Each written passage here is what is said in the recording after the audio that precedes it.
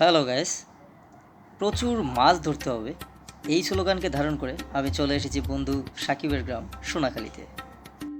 প্রথমে লোকেশনটা শেয়ার করে নিচ্ছি। আপনি বালুকা আসবেন, বালুকা থেকে পশ্চিম দিকের রোডে মল্লিকবাড়ি রোডে আপনি অটো কিংবা সিএনজি করে যাত্রা শুরু করবেন। সেখান থেকে আস্তে আস্তে আস্তে পাহাড় জঙ্গল সব পেরিয়ে দেখবেন সুন্দর একটা ব্রিজ আছে। এটা হচ্ছে মল্লিকবাড়ির বিখ্যাত সেই ব্রিজ, যেটা আসলে খেরু নদীর তীরে অবস্থিত। দুদিন আগেও এই ব্রিজের উপর দিয়ে একসঙ্গে লরি এবং নৌকার চলাচল সম্ভব হয়েছিল।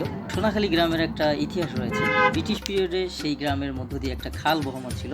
সেই খালের উপর দিয়ে কোনো এক সময় এক রাজা তার সঙ্গাপাঙ্গ নিয়ে একটি সোনার নৌকা করে যাচ্ছিলেন। সেই নৌকা দিয়ে যাওয়ার সময় তার গ্রামের আশেপাশে সমস্ত কিছু লুট করে নিয়ে যান এবং তখন থেকেই সেই সোনার নৌকার নাম অনুসারে হয়ে যায় সোনাখালী গ্রাম। আমার পেছনে যে জায়গাটা দেখতেছেন, দেখে কি মনে হচ্ছে এটা নদী কিংবা খাল নাকি মহাসাগর? কিন্তু আসলে এগুলোর কোনোটি না।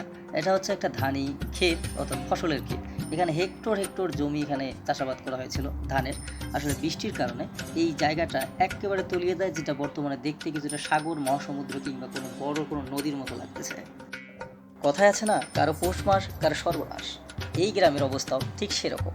এখানকার আশেপাশে অনেকগুলো ফিশারি ছিল, যেখানে বিভিন্ন প্রজাতির মাছের চাষ করা হতো। মাছগুলো মোটামুটি সবগুলো 1 কেজি কিংবা হাফ কেজির ওপরে সাইজ। টানা 2 দিনের বর্ষণের ফলে এই ফিশারিজগুলো তলিয়ে যায় এবং সেখানে অবস্থানরত শান্তিপ্রিয় মাছগুলো নতুন কিছু আবিষ্কারের আশায় নেমে পড়ে বিভিন্ন অঞ্চলে।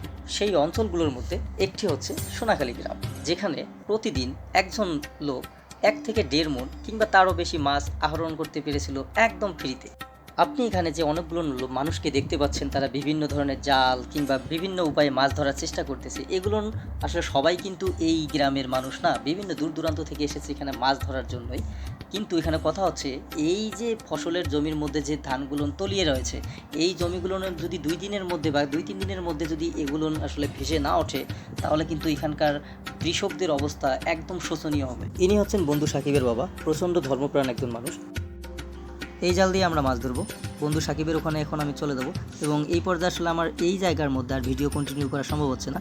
এখন আমি নিজেই মাছ ধরবো এবং সেটাকে এনজয় করবো।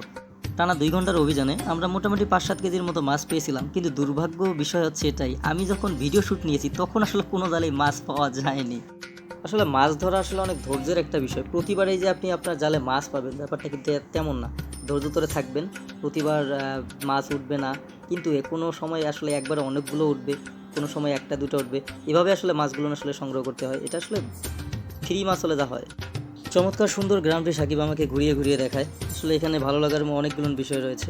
তাল গাছ এর সারি কিংবা আখ ক্ষেত, তারপরে কলা বাগান, পেঁপে বাগান, সব কিছু মিলিয়ে অসাধারণ একটি গ্রাম। সবথেকে বেশি ভালো লেগেছে এই গ্রামটার অনেক শুনশান নীরবতা। এমনিতেই আমার গ্রাম ভালো লাগে, তারপরে এরকম শুনশান গ্রাম হলে আরও আনন্দের মাত্রাটা বেড়ে যায়। মাটির এই যে দ্বিতল ভবনটি দেখতেছেন, এটাই সাকিবের বাড়ি। এটা মোটামুটি 35-40 বছর আগে তার বাবার দ্বারা করা। আসলে এই মাটির ঘরে থাকার যে কী আনন্দ, আপনি যদি না থেকে থাকেন কখনো তাহলে বুঝবেন না। গরমের সময় ঠান্ডা, ঠান্ডার সময় গরম, মানে পুরাই অস্থির। তো বন্ধুরা, আজকের মতো বিদায় নিচ্ছি। খুব শিগগির দেখা হচ্ছে অন্য কোনো ভ্লগে। ততক্ষণ ভালো থাকবেন, সুস্থ থাকবেন। ধন্যবাদ।